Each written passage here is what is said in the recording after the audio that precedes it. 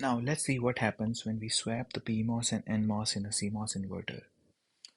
So in this case, we have the NMOS connected to the VDD at the top and PMOS connected to ground at the bottom.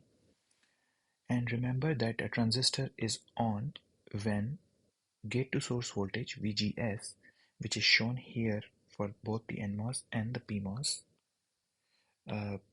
this is greater than the threshold voltage. Let's assume it is 0.2 for both PMOS and NMOS. Let's say we apply 1 volts to Vin. This will turn on the NMOS and the Vout will try to go to 1 volts. So it will increase, let's say it was at 0 or something, and then it will increase to 0.2 volts, 0.3 volts, 0.4 volts. But once it reaches 0.8 volt, that is when this VGS here, it becomes equal to 0.2 volts. If this 0.8 volt goes any higher, then the VGS will become less than VTH.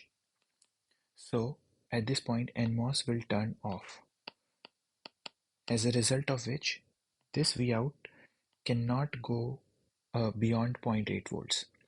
So even though we apply 1 volts at the Vin, our Vout cannot go all the way to 1 volts. Similar is the case when we apply a 0 volt at the input. That is when the PMOS will turn on and this 0.8 volt will try to discharge to 0 volts.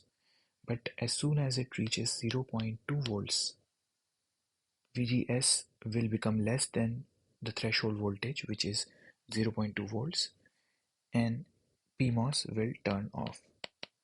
So what we see is that when Vin is 1 volt, our Vout will only be 0.8 volts, and when Vin is 0 volts, our Vout will be 0.2 volts. So this device is like a buffer, but not a very good buffer because it does not have the full 1 volt swing. Instead it only has 0.6 volt swing.